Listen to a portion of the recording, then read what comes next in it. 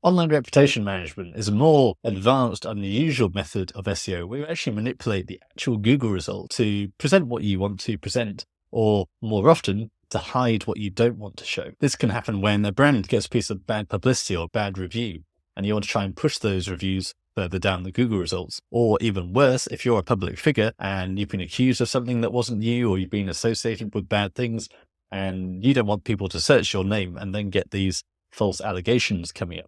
So this is a really serious issue for many people. So online reputation management is how you can basically reverse engineer the Google algorithm using SEO to actually manipulate the search results and get rid of that bad press. Because of course, what goes on the internet can be there forever. Yes, you can reach out to these publications and negotiate, but quite often they'll push back. So what's the next step you can take? If your name or your brand is at the top of Google with bad associations, giving a bad impressions, how can you get rid of that? For more strategies and tactics, don't forget to go to SEOJesus.com, go to the Ranking Revelations newsletter. There's a load of resources in the welcome email you receive when you sign up. It's absolutely free, and I'll be sure to send you my first next level strategies, which I don't actually share on YouTube because they can't be shared publicly. Plus, while you're on the site, if you do have a budget done for you, no questions asked, just get on with it, get the results, then you can go to apply and then fill in the application form there. We do get quite full, and we only take on a limited number of clients at any one time to ensure the best service for each of them. But the sooner you apply, the higher up you'll be on that waiting list, if there is a waiting list. And the answer is a mix of standard classic SEO and also negative SEO, where you try and penalize that result to push it further down the Google algorithm. One of my favorite examples and explanations of this is Jeremy Clarkson talking about what he calls Google shunting, which is a much better name for online reputation management. So basically, obviously major public figure, quite controversial.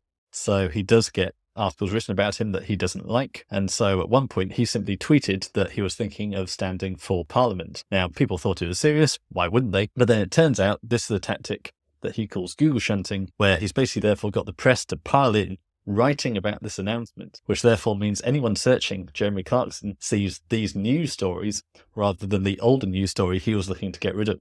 So achieving exactly what he wanted. There was another time where he just went out for a bike ride in public and was telling the journalists coming after him that he was actually very pro bicycles, even though publicly he's normally very anti-cyclist. So same thing, he's explained it a few times before. He's just coming up with some sort of viral news story to push down bad news. So what other tactics are there out there for you to actually do this yourself? So one of the best ones is basically just parasite SEO, where you use the power of an existing platform to rank for that keyword and just take up more space on the search result. So if you don't already have lots of social profiles, that can be a really good answer. So obviously you've got the standard ones like Facebook and Twitter, but you can take that further and start creating Tumblr accounts, Pinterest, Flickr, any of these social media sites where basically you can sign up and create a profile, optimize the text for that person's name. And I'd also recommend actually building links to those profiles as well. You can do that. I use a tool called Money Robot. I'll leave a link below. You set it up on a virtual server and it'll just blast that article, blast that social profile with automated links. And it just gets some more power into that site to push it higher up. So obviously I've already done a lot of work on my personal brand. Therefore I do have LinkedIn, my own domain name, my knowledge panel, Twitter, YouTube. So that can actually help make sure that those top results remain mine rather than any other stories. You can see I've got Crunchbase there as well. So that's a good one you can try that a lot of people don't have. Because what you've got to picture here is, what if there was either an image at the top here or a news story at the top here saying I'm a scam, I'm a fake guru, something like that.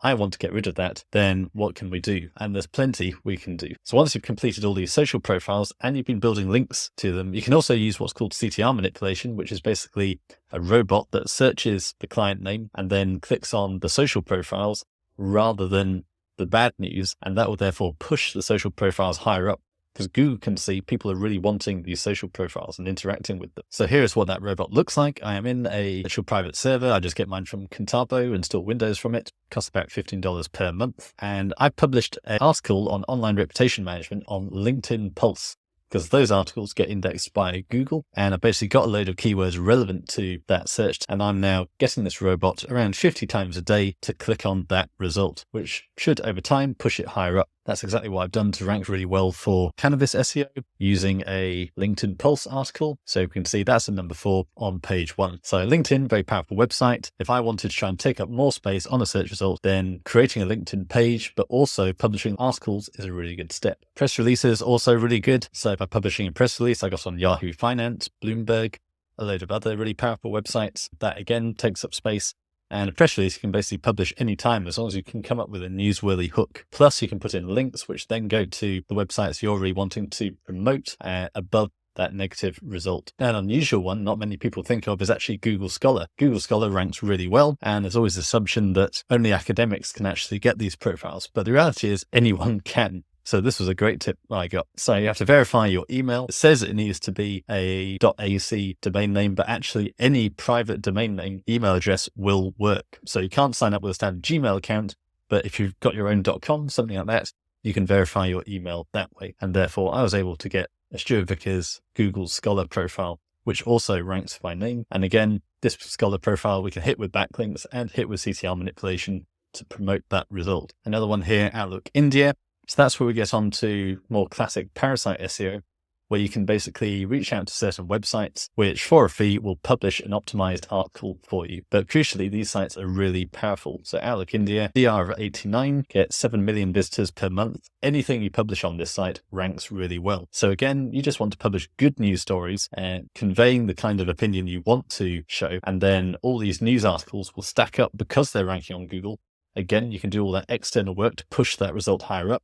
And again, push the negative results lower down. This is where it starts getting more expensive because you're actually paying these websites for that placement. But if you found that so far with press releases and social profiles, you're not getting that result, then this is a good next step to take. Another free method is actually filing a DMCA takedown request. So you basically go to Google, report content for legal reasons, and then you can basically say this article mentioning you, probably using your photo, they have stolen your intellectual property. So this can be quite powerful. The aim here is not to remove the article entirely, but simply to de-index it from Google by going to Google and saying, they've stolen from me, please de-index that post. So that's one option there that can work very well. There's also a practice known as opinion sculpting, where, especially in political campaigns, it's actually possible to shape the Google results. So people have done this with a variety of tactics. One I heard about was basically where you find the article you want to demote. So in this case, the bad news, and you basically want to try and manipulate Google's core web vitals, which means you want to tell Google that this page is a slow page that's offering bad user experience,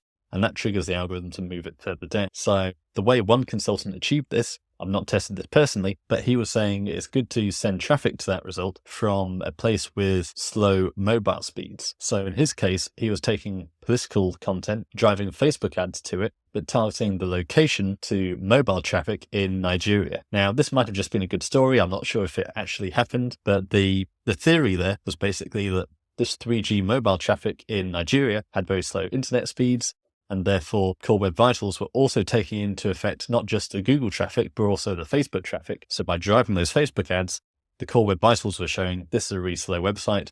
Most of the users who are coming to it are experiencing really slow page load times. Therefore, it goes further down. You've probably known if you've had a slow site and you fix the speed, the rankings improve quite significantly. And the same vice versa. If you massively slow down your site, then your rankings drop. And of course, all this can be done in reverse as well. So all the positive stories that you want to push higher up, pushing your agenda, you can build more links to them. You can drive more positive traffic to them using CTR manipulation and tricks like that. And that's one way you can actually shape that front page of Google so that it says what you want it to say. Another great method is actually creating a scholarship in the name of the client who's trying to manage their reputation. So again, if it's a case of a particular person who's got some bad press that they want to bury, then one trick is you create a page or a website for a scholarship they're launching, make the scholarship $1,000 because that's the minimum requirement for what we're going to do. And you can basically then send that scholarship out to loads of aggregators, which are on university websites. So in this case, southern.edu, this is just one, and we can see all these scholarships from individual people or individual companies. And what this does is, this is just one example, but we've currently got Georgia Southern, but you can get hundreds of these links to your scholarship website. Obviously, make sure it's a real scholarship, but $1,000 is quite a low price for this kind of benefit. And so that scholarship website will then rank for that person's name. And that obviously looks like a good philanthropic gesture from that person. This was a method of link building some years ago. People say it doesn't really work anymore for actual commercial reasons. But if you're just looking to rank your scholarship website so that for that person's name, that goes higher up than a piece of bad press, then that's definitely worth trying. So just picking one at random, we've got .com. It's probably totally legitimate. I'm not saying they're doing online reputation management or anything like that. What I do want to show you is that this page has got 31 referring domains. And so you can see all these university websites, scholarship websites, all linking back to this particular scholarship. And therefore I'd be willing to bet for that particular name, this scholarship page ranks well. So I've just done a search for Jack Howley, and we can see just here at number 3, Jack Howley scholarship is ranking for his name. So with a bit of work, that could be much higher up on page 1. Again, taking up a spot and pushing down any bad news if that's what you were looking to achieve. I think this one's entirely legitimate. That's not what they're doing, but it is a method you can use if you do want to bury some bad news. Images are also quite a big one. Sometimes people just want to bury bad images. So a good example of the reverse of this is actually if we search hottest girl in Manchester, then you'll know if you watch my interview with James Dooley, who's a top SEO, and we go on to images, he ranks really well for hottest girl in Manchester. For a long time, he was number 1, and that was achieved by basically uploading that same image to multiple image sharing websites like Pinterest, Flickr, all of those. So if you want to get rid of an image, you can basically do the same thing by taking another image, uploading that to photo sharing sites like Flickr, Pinterest. That could be a method to then demote the bad image you want to get rid of if you're finding that's appearing at the top of search results. So just an example, every year I actually do a charity pub crawl, which is Jesus themed. It's entirely respectful. It's for charity. It's not meant to be offensive. But it does mean that for a long time, if you search my name, my number 1 result was me dressed as Jesus boozing in a pub on Getty Images. That image, of course, ranked really well because it had my name in it. It was on Getty Images, really powerful website, and it's a big, high-quality image. But over time since then, I've obviously been building up my personal brand a lot more, and so just naturally over time, that has been buried. So you can see the kinds of properties that we've got. Twitter, Atify is a podcasting platform, so that's another one. You can just create a podcast for that brand. It doesn't have to contain much. It can be a simple soundbite, but then distribute that across all the podcast platforms. And that will, of course, have the podcast image embedded on it as well. And again, those are all properties which can outrank bad news. Then we have LinkedIn, Yahoo Finance. Again, that's just a simple press release. Outlook India, that's that parasite site where we reach out to the website and pay them to publish our sponsored article. That's all the terms we want to rank. YouTube again, my own personal website. Your own personal website is probably the most powerful asset in this case. So even if I were ashamed of an image like this, it wouldn't take much to actually bury that. Just by doing more work, getting on more platforms, and making sure those other platforms have more relevance and authority.